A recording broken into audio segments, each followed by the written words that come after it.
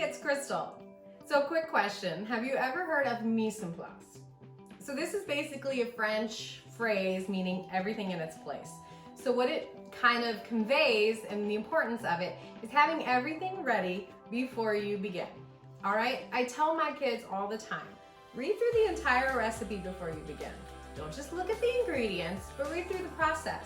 Okay, this not only allows you to make sure you have all the ingredients, but also that you have all the equipment, all right?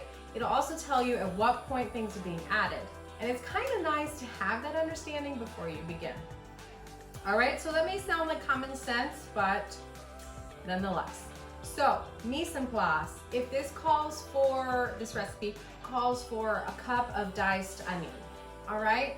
We are gonna dice that onion and set it aside before we begin, all right? Same thing with minced garlic, or say it wants you to heat 3 cups of chicken broth. As we get these things going and collected before we begin, this really allows a more efficient, less stressful cooking process, okay? I just want to briefly touch on the subject of time management. I'm sure you've heard that phrase, and maybe it makes you cringe, maybe you've perfected it. Me, however, I am somewhere in the middle.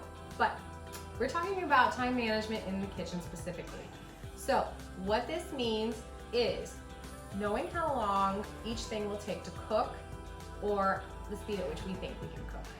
Okay, so a perfect example is going to be like our American diner style breakfast, all right? So let's say we want to cook for ourselves or our family over easy eggs, bacon, and pancakes, all right? So the thought process here needs to be, how long will the pancakes take to prep and then cook? Same thing for the bacon. How long will it take to prep and then cook? And the eggs. How long will it take to prep and to cook? All right, let's start with our eggs. Eggs, pretty quick. We crack them out of the shell into a hot pan and they cook super fast. So is that where we want to start? Not if we're trying to be efficient, and especially if we don't want to serve cold eggs. So let's go back and think about the bacon. The bacon, my favorite method actually is the oven. So oven method, we're gonna need that preheat time on the oven and then just that little bit of time to trade up the amount of bacon we're gonna cook, okay?